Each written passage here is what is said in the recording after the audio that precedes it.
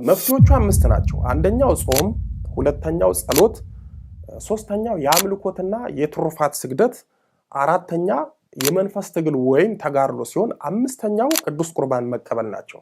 የወለላይቱ እመቤት ልጆች ኃጢአት በሶስት መንገድ ይፈጸማል። አንደኛው በማሰብ የህሊናና የልቦና ኃጢአት ሲሆን፣ ሁለተኛው በመናገር የአንደበት ኃጢአት ሲሆን፣ ሶስተኛው በማድረግ በስጋ የሚተገበሩ ኃጢአቶች ናቸው። ከነዚህ በተጨማሪ በዛ በመናጢ ውጫዊና ውስጣዊ ግፊት ሰው ኃጢአት ይሰራል። በሰው ልጅ ሕይወት ውስጥ ኃጢአትን ከሐሳብ እስከ ተግባር ባለው ሂደት ውስጥ የክፉ መናፍስት ድርሻቸው ጉልህ መሆኑ ቢታወቅም እኛና የለበስነው ስጋ ደግሞ ቀጥተኛ ተሳታፊ ናቸው። ስለሆነም ራሳችንን ዞር ብለን ከማየትና ከመፈተሽ አንጻር የክፉ መናፍስት እንዳለ ሆኖ ራሳችንን እንመለከታለን። ከነዚህ ውስጥ ሁለቱ ማለትም የአንደበትና የድርጊት ኃጢአቶች የተግባር ስለሆኑ አንደኛውን ብቻ የሐልዮ ወይም በማሰብ የሚፈጸመውን ኃጢአት በዝርዝር እንመለከታለን። የመብራን ልጆች የትምህርታችንን ርዕስ ሰምታችሁ ደግሞም በንስሐ የማይርቅ ምን ኃጢአት አለ ብላችሁ ግራ አትጋቡ። እኔ እያልኳችሁ ያለሁት በንስሐ የማይርቁ ኃጢአቶች እንጂ በንስሐ ይቅር የማንባለው፣ በንስሐ የማይሰረይ፣ በንስሐ የማይጠፋ፣ በንስሐ የማይደመሰስ ኃጢአት የለም አላልኩም። እውነተኛ ንስሐ የማይደመሰሰው ኃጢአት የለም። የትኛውም ኃጢአት ከንስሐ በታች ነው። የትኛውም ኃጢአት ከእግዚአብሔር ቸርነት በታች ነው። የትኛውም ኃጢአት ዝሙት በሉ፣ ጽንስ ማስወረድ በሉ፣ ግለ ወሲብ መፈጸም በሉ፣ የወሲብ ቪዲዮ መመልከት በሉ፣ መስረቅ፣ መዋሸት፣ ሰው ማማት፣ የሰው ነፍስ ማጥፋት በሉ፣ ሌላም በሉ፣ እነዚህ ሁሉ ኃጢአቶች ከንስሐ በታችና ከእግዚአብሔር ይቅርታ በታች ናቸው። ልብ በሉ፣ በንስሐ ኃጢአትን ማጥፋት እንጂ ማራቅ አይቻልም። የምናርቀው እኛው ነን። ንስሐ የምንገባው ለሰራነው ኃጢአት ነው። ስለዚህ ሰርተን ያለፍነው እየሰራን ያለነውን ኃጢአት ነው በንስሐ የምናስደመስሰው። ኃጢአትን ማራቅ ግን ቅድመ ሁኔታ ስለሆነ በንስሐ ሳይሆን በራስ ጥረት በእግዚአብሔር እርዳታ የሚደረግ ነው። እኛ በንስሐ ሳይሆን በተጋድሎ፣ በጸሎት፣ በስግደት ራስን በመግዛት በተለይ ለኃጢአት ቅርብ የሆኑትን የስሜት ሕዋሳቶቻችንን በመግራት የምናርቃቸው ኃጢአቶች አሉ። በእርግጥ ንስሐ በተግባርም በሐሳብም ለሰራነው ኃጢአት ቢያስፈልግም በንስሐ ከተግባር ኃጢአት ብንርቅም ከሐሳብ ኃጢአት አንርቅም። በተለይ ከአእምሮና ከልቦና የሚወጡ የሐሳብ ኃጢአቶች፣ ከልብ የሚወጡ ምኞቶች፣ ከዓይን የሚመጡ የአእምሮት ኃጢአቶች በንስሐ አይርቁም። አንድ ሰው በተግባር ለሰራው ኃጢአት ንስሐ ይገባል፣ እረፍትም ያገኛል። ንስሐ ከገባ በኋላ ግን ትልቁ ፈተናው በስራ የማይተገበሩ ግን በልቦና ጓዳ የሚሰሩ ኃጢአቶች ያሰቃዩታል። በዚህም እረፍት በማጣት በመጸጸት በመቆጨት ለንስሐ አባቱ በሐልዮ ወይም በማሰብ የሰራውን ኃጢአት ይናዘዛል። ቀኖና ወይም የንስሐ ቅጣት ይወስዳል። ግን መፍትሄ ላያገኝ ይችላል። በዚህም ይጨነቃል። እግዚአብሔር ረድቶ ከተግባር ኃጢአት በስንት መከራና ንስሐ ስትላቀቅ፣ ሰይጣን ደግሞ ከተግባር ባልተናነሰ ኃጢአት በሐሳብ በዓይነ ሕሊና በማሳየት ይፈትነናል። በዚህም ከተግባር ኃጢአት ስንላቀቅ ከሐሳብ ኃጢአት እንዳንላቀቅ ያደርገናል። አንድ ሰው የሐሳብ ኃጢአትን ቸል የሚለው በሐሳብ እንጂ በተግባር አልፈጽምም ከሚል የስንፍና ሐሳብ ነው። ሁሉም ኃጢአቶች ከሐሳብ ተነስቶ እንደሚሰራ መዘንጋት የለብንም። ከአንድ ሰው ልብ ውስጥ ክፋትና በጎነት ይመነጫሉ። ሰው በዚህ ተፈጥሮ ከምድራውያን ብቸኛው ነው። ሰው ክፉና በጎ ሐሳቦችን በአንድ ልቡ በፈረቃ እያስተናገዳቸው ይኖራል። የሚገርመው የሰው ልብ መልካሙን እንጂ ክፉን ሐሳብ እንዳያስብ አልተፈጠረም። ሰው ክፉን ባሰበ ቁጥር ከእግዚአብሔር በኃጢአቱ እየራቀ በመሄድ አንድ ልቡን ለሰባትና ለእልፍ አጋንንት ማደሪያ ያደርገዋል። ሉቃስ 11:5 እና ማርቆስ 5:13ን መመልከት ይቻላል። ወዳጆቼ የኃጢአት ሁሉ መሰረት ምኞት ነው። ከምኞት ነው ተግባር የሚከተለው። ስለዚህ የበጎም የክፉም ነገር መነሻው የልባችን ስሜትና የህሊናችን ሐሳብ ነው። በእርግጥ በምኞት ኃጢአት እንድንቃጠል የሰይጣን ድርሻው ከፍተኛ ቢሆንም ተጠያቂው ስጋችን ወይም እኛ ነን። በንስሐ የሥጋ ንጽህናችንን ብናገኝም በሐሌው ወይም በሐሳብ ኃጢአት የህሊናችንን የልቦናችንን ንጽህና እናጣለን። ስለዚህ በየዕለት በሚደረግ መንፈሳዊ ተጋድሎ የህሊናና የልቦና ቅድስናችንን ማነጽ እንችላለን። ወዳጆቼ የህሊናና የልቦና ኃጢአቶች የውስጥ ኃጢአት በመባል ይታወቃሉ። እነዚህን ሐዋርያው ቅዱስ ማርቆስ በማርቆስ ወንጌል በምዕራፍ 7 ቁጥር 21 እስከ 23 ላይ እንዲህ በማለት ጥሩ አድርጎ ዘርዝሯቸዋል። ከውስጥ ከሰው ልብ የሚወጣ ክፉ ሐሳብ ዝሙት፣ መስረቅ፣ መግደል፣ ምንዝርነት፣ መጎምጀት፣ ተንኮል፣ መዳራት፣ ምቀኝነት፣ ስድብ፣ ትዕቢት፣ ስንፍና ናቸውና ይህ ክፉ ሁሉ ከውስጥ ይወጣል ሰውንም ያረክሷል በማለት ውስጣዊ ቅድስና ውስጣዊ ንጽህና እንዳይኖረን እንደሚያደርጉን ጽፎልናል። ቅዱስ ጳውሎስም በሮሜ መልእክቱ በምዕራፍ 8 ቁጥር 13 ላይ የሰውነትን ስራ ብትገድሉ ያለው እነዚህን ክፉ ስራዎችን ነው። እነዚህ የተዘረዘሩት ኃጢአቶች አብዛኞቻቸው የተግባር ኃጢአቶች ናቸው። ቅዱስ ማርቆስ ግን ምንጫቸው ክፉ ሐሳብ ስለሆነ ነው የውስጥ ኃጢአቶች በማለት ጠቅልሎ የገለጻቸው። ሰው ህሊናና ልቦናው የጽድቅ መዝገብ የመንፈስ ቅዱስ ማደሪያ ወይም ማረፊያ ነው። ታዲያ ይህ የክርስቶስ ማደሪያ የመንፈስ ቅዱስ ማረፊያ የሆነው ህሊናና ልቦና የክፉ ሐሳቦችና የምኞት ኃጢአቶች ማመንጫና መፈንጫ ከሆነ ቅድስናውን ያጣል፣ ይረክሳል። እግዚአብሔር ሁሉንም ቅድስናዎች ቢወድም በአፋ ካለ ወይም በውጭ ከሚታይ ቅድስና ይልቅ በውስጥ ያለ ቅድስናን ይወዳል። የውጭ ቅድስና ቢያስመሰግንም ሰዎች የሚያዩት በውዳሴ ከንቱ የሚወድቁበት ነው። የውስጥ ቅድስና ግን ጸጋው ለሌለው የማይታይ ለእግዚአብሔርና ለቅዱሳኑ ብቻ የሚታይ ነው። የውስጥ ቅድስና ህሊናና ልቦና ላይ ያሉትን የኃጢአት ሸለፈቶችን በመግረዝ የሚገኝ ነው። ቅዱስ ጳውሎስ በሮሜ መልእክቱ በምዕራፍ 2 ቁጥር 29 ላይ በመንፈስ የሚደረግ የልብ መገረዝ ያለው የውስጥ ቅድስናን ነው። ለምሳሌ ጌታችን በማቴዎስ ወንጌል በምዕራፍ 5 ቁጥር 28 ላይ ስለ ምኞት ኃጢአትና በልብ ስለማመንዘር እንዲህ ብሏል። ወደ ሴት ያየ ሁሉ የተመኛትም ያን ጊዜ በልቡ ከእርሷ ጋር አመንዝሯል በማለት ተናግሯል። ይህ አገላለጽ በሴት አንቀጽ ይነገር እንጂ ለሁለቱም ጾታዎችንም የተነገረው። በኦሪት አታመንዝር የሚለው ሕግ በወንጌል እንኳን ማመንዘር በልብ መመኘት እንደ አመንዝራነት ተቆጥሯል። ይህ የጌታ ትምህርት ለብዙዎች ጭንቅ ነው። ምክንያቱ ደግሞ አለመመኘት ስለማይቻል። ጌታችን ያለው ያለምኞት ማየት ማመንዘር አይደለም፣ አይቶ በልብ ተመኝቶ ከሆነ ግን ማመንዘር ነው። ስለዚህ ማመንዘር የሚሆነው በአይን አይቶ በልብ ተመኝቶ ሲሆን ነው።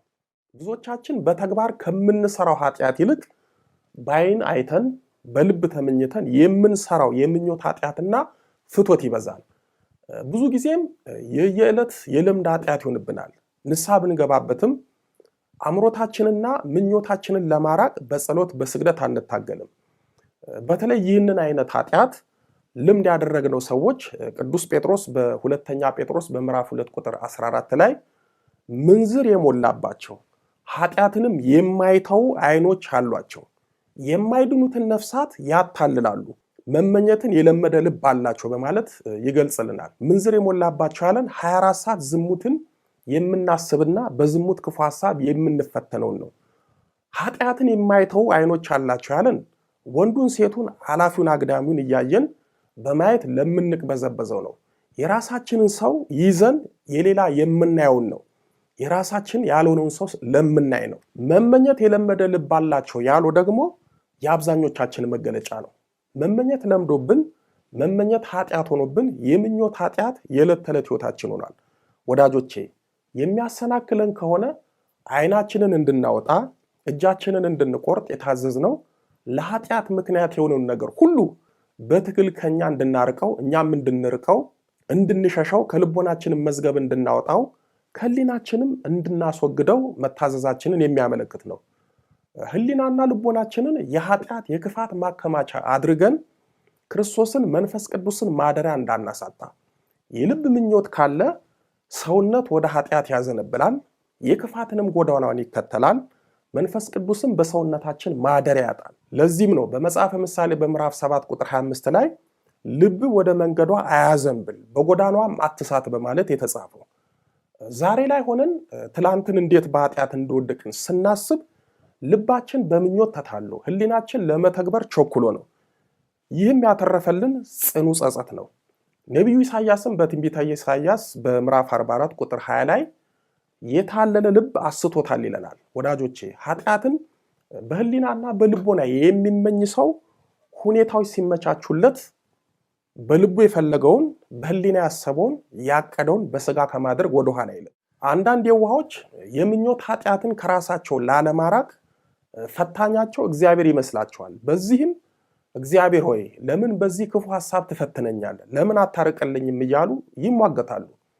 እንዲህ ለሚሟገቱት እግዚአብሔርን ተጠያቂ ለሚያደርጉት ቅዱስ ያዕቆብ በያዕቆብ መልእክቱ በምዕራፍ 1 ቁጥር 13 እስከ 15 ላይ ማንም ሲፈተን በእግዚአብሔር እፈተናለሁ አይበል፣ እግዚአብሔር በክፉ አይፈትንምና እርሱ ራሱስ ማንንም አይፈትንም። ነገር ግን እያንዳንዱ በራሱ ምኞት ሲሳብና ሲታለል ይፈተናል። ከዚህ በኋላ ምኞት ጸንሳ ኃጢአትን ትወልዳለች፣ ኃጢአትም ካደገች በኋላ ሞትን ትወልዳለች በማለት ለባለ ምክንያቶች መልስ ይሰጣል።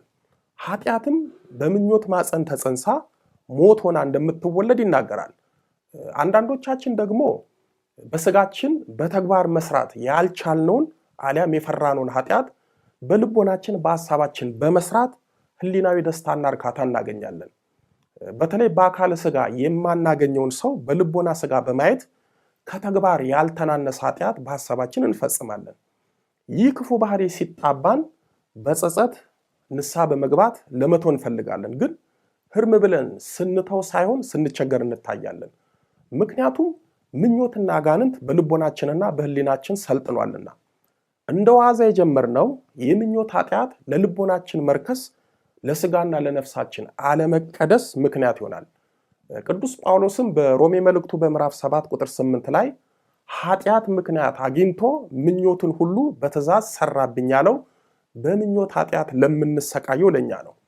የእግዚአብሔር ልጆች የውድቀት ቅድመ ታሪካችንን ብንመለከት መሰረቱ ምኞት ነው። ዕፀ በለስን ለመብላት ብርቱ ትግል ያደረገው ምኞት ነው። መጽሐፍ ቅዱስ በኦሪት ዘፍጥረት በምዕራፍ 3 ቁጥር 6 ላይ የሔዋንን ክፉ ምኞት ለዓይንም እንደሚያስጎመጅ በማለት ገልጾታል። በየትኛውም ሁኔታ ሰዎች ራሳቸውን ከክፉ ምኞት ካላራቁ በተግባር ኃጢአት እየወደቁ ይኖራሉ።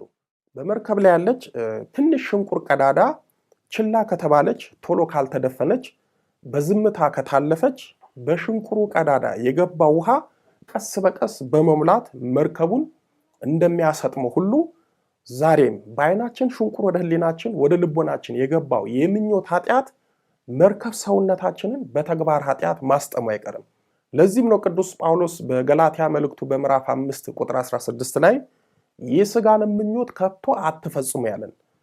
እኛ በልብ በመመኘት በተግባር ኃጢአት እንደምንወድቅ ለማስገንዘብ ቅዱስ ጳውሎስ ለጢሞቴዎስ በአንደኛ ጢሞቴዎስ በምዕራፍ 6 ቁጥር 9 ላይ በብዙ ምኞትና በፈተና በወጥመድም ይወድቃሉ በማለት ነግሮታል። ክፉ ምኞት መልካሙን ቅድስና ያጠፋል። ክፉ ምኞት የውስጥ ቅድስናን እንዳናገኝ ያደርገናል። ክፉ ምኞት በክፉ ፍላጎት እንድንጠመድ ያደርገናል። ክፉ ምኞት በንብ ቀፎ እንዳለ የሸረሪት ድር ነው። በሸረሪት ድር የተተበተበ ቀፎ ንቦች አይሰፍሩበትም።